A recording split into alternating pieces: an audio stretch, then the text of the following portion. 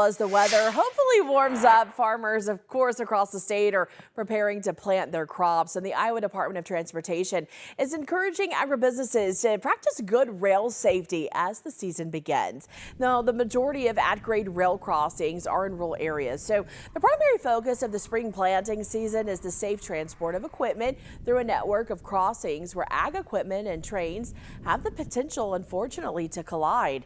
Now, some of these crossings will not have lights or arms that drop to warn of an oncoming train. So the Iowa DOT wants drivers to take their time and be aware of what's around them.